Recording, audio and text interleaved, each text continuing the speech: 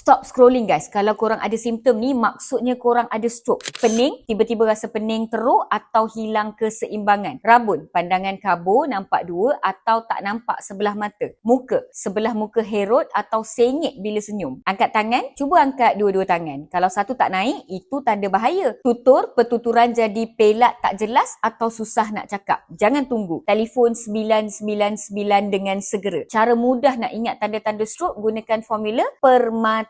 Kalau tiba-tiba rasa kepala berpusing, mulut sengit, tangan sebelah tak boleh nak angkat, jangan rasa nak tunggu dulu. Jangan fikir, alah kejap lagi okey lah tu. Jangan buat macam tu guys. Ini mungkin tanda-tanda stroke dan setiap saat sangat penting. Stroke ni ia berlaku bila aliran darah ke otak terhenti secara tiba-tiba. Sama ada sebab salur darah tersumbat, kita panggil ischemic stroke, atau sebab salur darah pecah, kita panggil hemorrhagic stroke. Bila otak tak dapat oksigen, sel otak mula mati dalam beberapa saat, minit sahaja. Stroke adalah kecemasan perubatan. Lagi cepat rawatan, lagi tinggi peluang untuk pulih tanpa kecacatan kekal. Kalau korang nampak tanda-tanda permata pada diri sendiri, ahli keluarga atau sesiapa sahaja pun, jangan tunggu. Bertindaklah segera. Hubungi 999, dapatkan bantuan perubatan dengan segera. Korang mungkin boleh selamatkan nyawa seseorang. Jika anda rasa seseorang sedang mengalami stroke atau mempunyai tanda-tanda stroke, bawa mereka ke hospital terdekat yang boleh merawat stroke acute dengan segera. Kempen kesedaran ini dibawakan khas kepada anda oleh